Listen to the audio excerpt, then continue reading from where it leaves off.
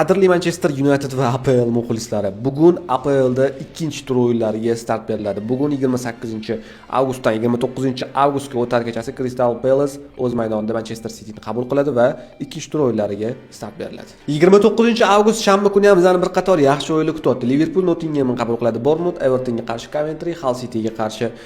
Coventryga muxlislik qilaman. Tottenham Newcastle'ga qarshi va yakshanba kungi o'yinlar Chelsea, Brighton, Leeds, Brentford, Sunderland, Fulham. Sevimli jamoamiz Manchester United Bristol kunli tanaffusdan keyin Old Traffordda Ipswichni qabul qiladi.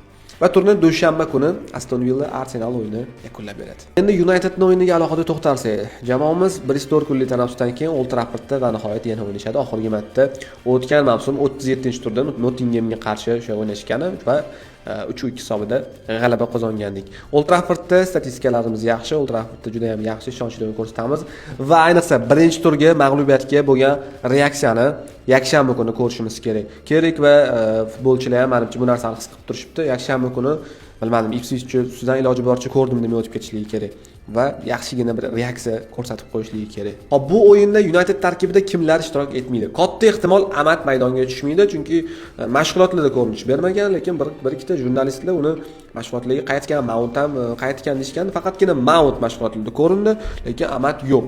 Delikdan mashg'ulotlarda qatnashyapti, ko'ramiz. U hech bo'lmasa zaxirada bo'lishi kerak Ipswichga qarshi o'yinda. Qolgan futbolchilar hammasi sog' salomat. Xudo xolisi Ipswichga qarshi o'yinda bitta Amat hisobga olmasa, 99% futbolchilarimiz hammasi tarkibda bo'ladi. Bu o'yinda bo'lsa har doimgidek Telegram kanalimizda jonli efirda topishingiz mumkin. Telegram kanalga havola Instagram profilimiz ostida joylashgan. Kirib, o'tib, obuna bo'lib qo'ysanglar, umuman transfer xabarlarini ham, boshqa ma'lumotlarni ham o'tkazib yubormaysizlar. Aytgancha, transfer onasi yopilishiga ham 4-5 kun vaqt qoldi, juda ham oz. Menimcha transfer onasining oxirgi kuni, deadline kuni umuman yonib ketishi kutilyapti, chunki Fabrizio kafolat berdi, chap qanot qidiryapti United.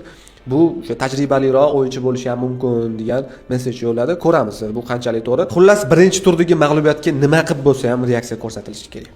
30-avgust soat 20:30 da bizning vaqt bilan Ipswichga qarshi Old Traffordda.